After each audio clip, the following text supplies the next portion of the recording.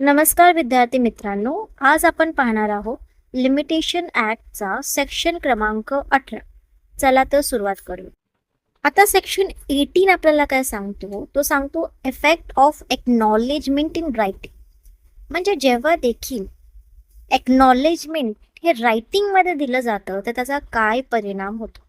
आता हे एक्नॉलेजमेंट म्हणजे नक्की काय हे आपण एका उदाहरणाद्वारे समजूया. उदाहरणार्थ, ए ने बी कडून काही पैसे उधार घेतले आणि तो ए बी ला काय म्हणतो की हे पैसे मी तुला 2 वर्षानंतर पुन्हा दे.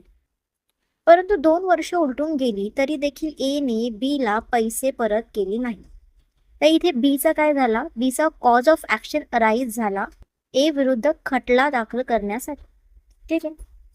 आता लिमिटेशन ऍक्ट नुसार बी ला 3 वर्षाचा कालावधी मिळेल, ज्या दरम्यान तो न्यायालयामध्ये जाऊन ए विरुद्ध खटला दाखल करू शकतो.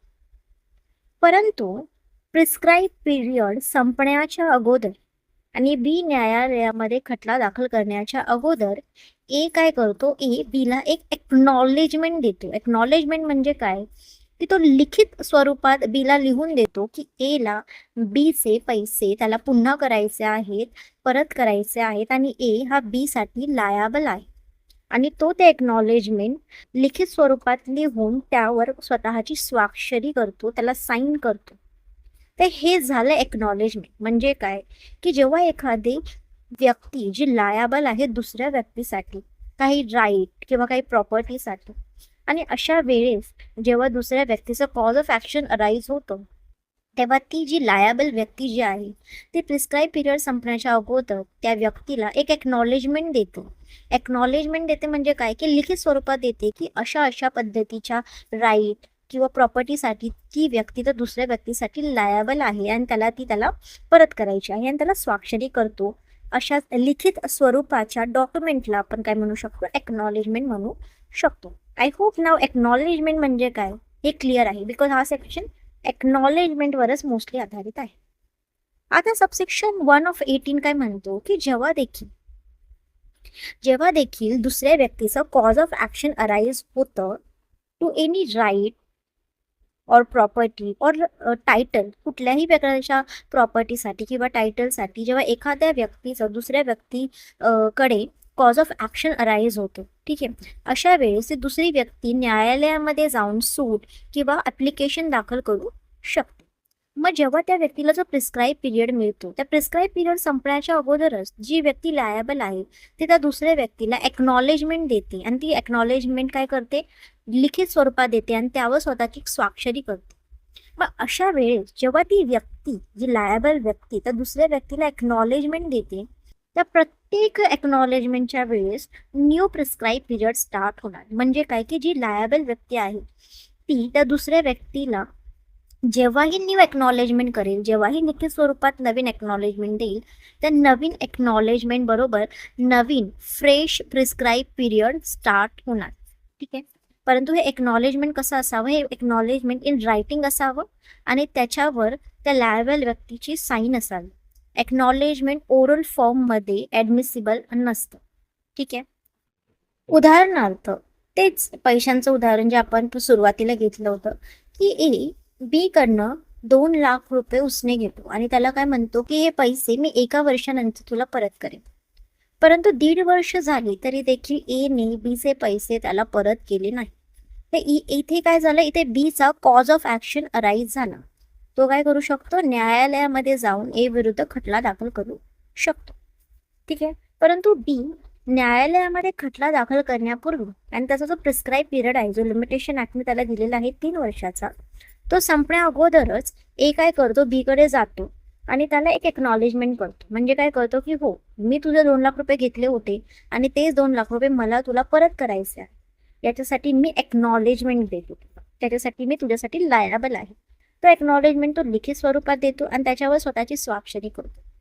मग ज्या ज्या वेळेस ए बीला एक्नॉलेजमेंट देईल त्या वेळेस नवीन प्रिस्क्राईब पिरियड स्टार्ट होतो. उदाहरणार्थ त्याने सुरुवातीच्या वर्षाला एक्नॉलेजमेंट केलं, ठीक आहे, नवीन प्रिस्क्राईब पिरियड स्टार्ट झाला.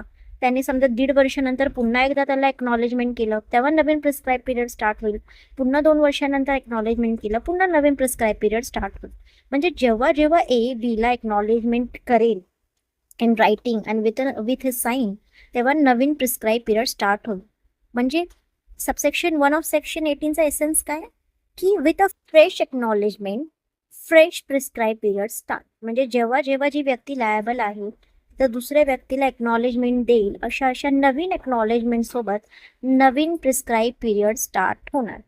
आणखीन एक महत्त्वाची गोष्ट, हा सेक्शन 18 जो आहे ते केवळ सूट आणि ॲप्लिकेशनवर लागू होतो, तो अपील आणि एक्झिक्युशन ॲप्लिकेशनवर लागू होत नाही. ठीक आहे. आता सबसेक्शन 2 ऑफ सेक्शन 18 आपल्याला काय सांगतो, की हे जे एक्नॉलेजमेंट आहे जर ते अनडेटेड असेल, जर त्यावर दिनांक तारीख लिहिली गेलेली नसेल, तर अशा अनडेटेड एक्नॉलेजमेंटची आपण न्यायालयामध्ये ओरल एव्हिडन्स देऊ शकतो. ठीक आहे. परंतु हे कॉन्ट्राडिक्ट करतं section 91 of the Indian evidence आहे, जो की आता section 95 of the Bharatiya Sakshya अधिनियम आहे.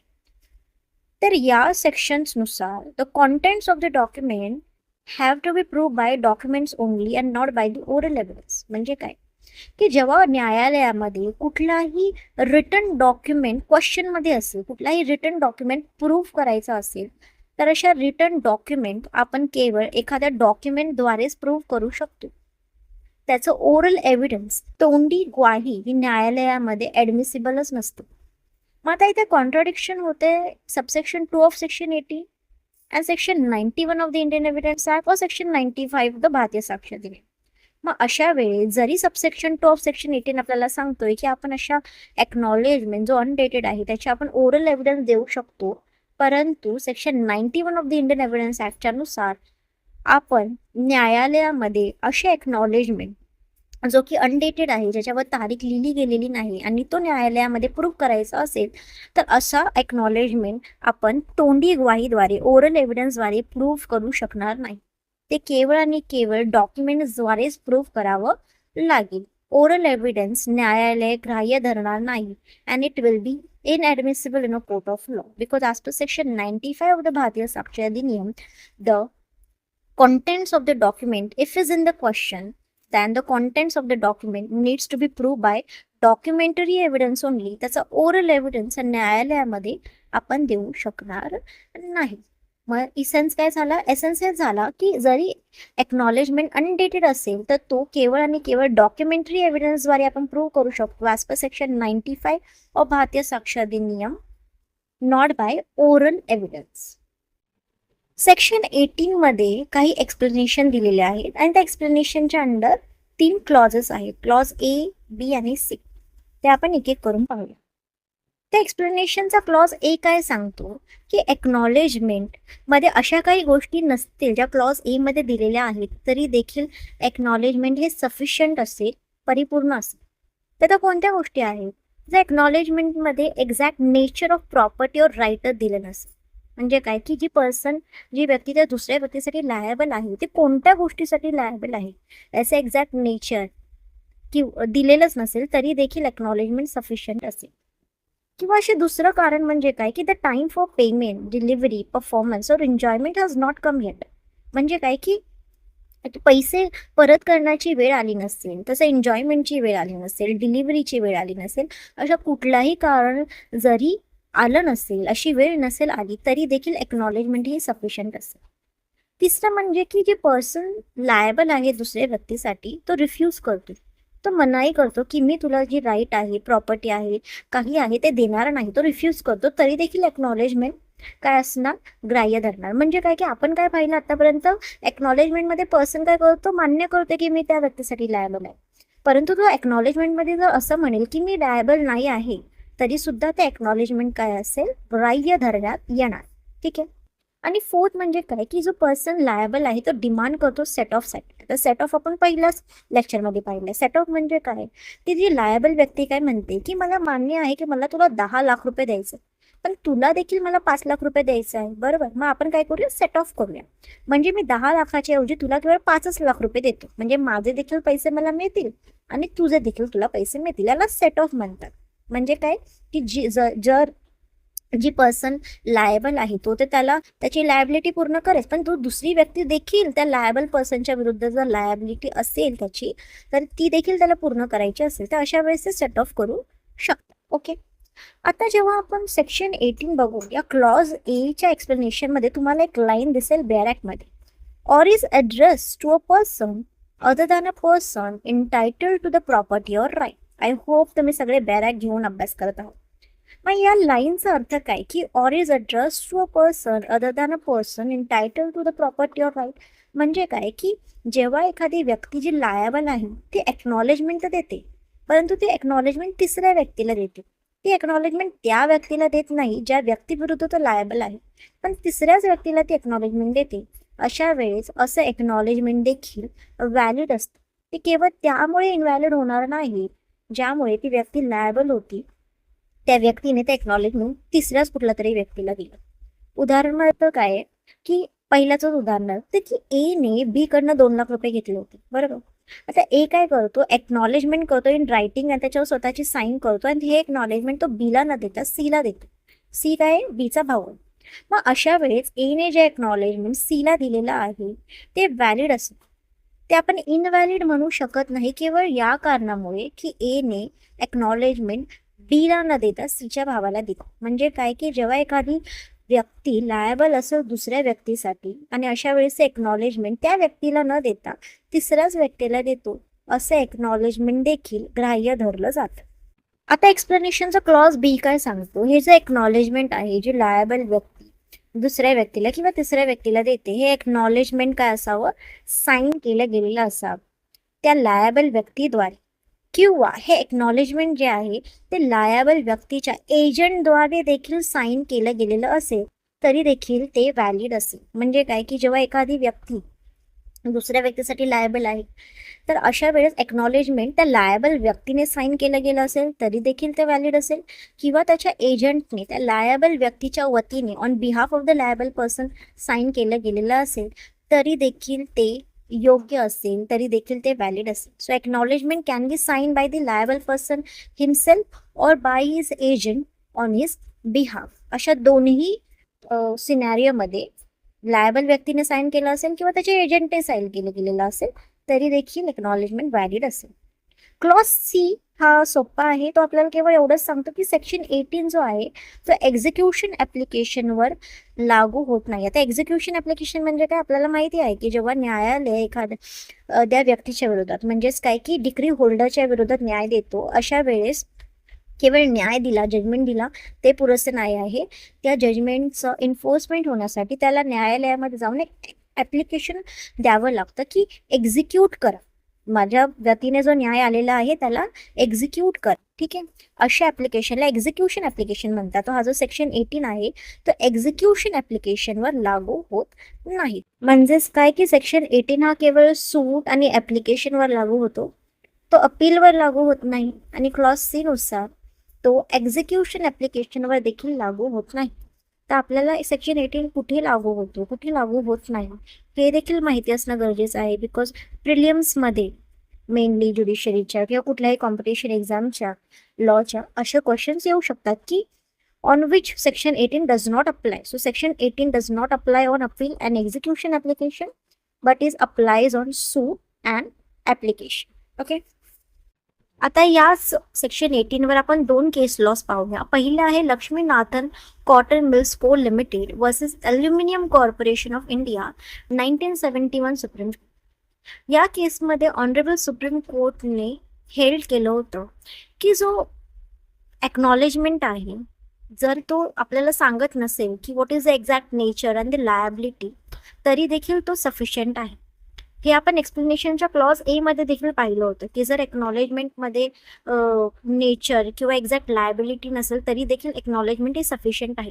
हेच ऑनरेबल सुप्रीम कोर्टने या केसमध्ये देखील एक्सप्लेन केलं होतं, सांगितलं होतं की एक्नॉलेजमेंटमध्ये जरी देखील exact nature and the liability दिली गेलेली नसेल तरी देखील जनरल ॲडमिशन जर असेल की मला अमुक पैसे तुला द्यायचे, असं जनरल ॲडमिशन देखील काय असेल, सफिशियंट असेल फॉर द एक्नॉलेजमेंट.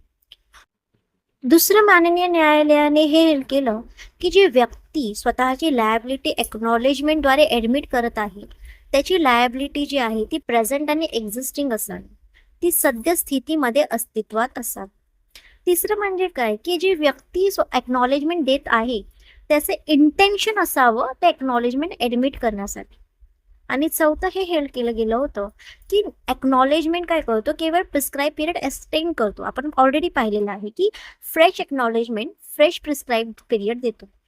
अशा एक्नॉलेजमेंटचा कॉज ऑफ ॲक्शनवर काहीही परिणाम होत नाही. कॉज ऑफ ॲक्शन जे आहे तेच राहणार, परंतु एक्नॉलेजमेंट काय करतो, ओनली प्रिस्क्राईब पिरियड जो आहे तो एक्सटेंड करतो. ठीक आहे, म्हणजे नवीन prescribe period because of new acknowledgement. जेव्हा जेव्हा नवीन एक्नॉलेजमेंट देणार तेव्हा तेव्हा फ्रेश प्रिस्क्राईब पिरियड स्टार्ट होणार. पुढचा जो केस आहे which is Tilakram versus Nathan 1966 supreme court, जो की पूर्वी जो आपण केस पाहिला त्याच्या पूर्वीचाच आहे, बरोबर, बिकॉज अगोदरचा केस 1971चा होता, हा 1966 आहे. तर या केसमध्ये न्यायालयाने हे हेल्ड केलं गेलं होतं की जो पर्सन एक्नॉलेजमेंट देतोय त्याचे केवळ इंटेन्शन तपासले जावे. त्यांनी त्याच्या एक्नॉलेजमेंटमध्ये नक्की काय लिहिलेलं आहे, त्याचे एक्झॅक्ट वर्ड्स काय आहेत हे तपासणं गरजेचं नाही. केवळ त्याचं इंटेन्शन होतं का ते एक्नॉलेजमेंट ॲडमिट करण्याचं, त्याने कोणत्या इंटेन्शनद्वारे ते एक्नॉलेजमेंट लिहिलं आहे, साईन केलं आहे, हे केवळ एक्झामाइन केलं जावं.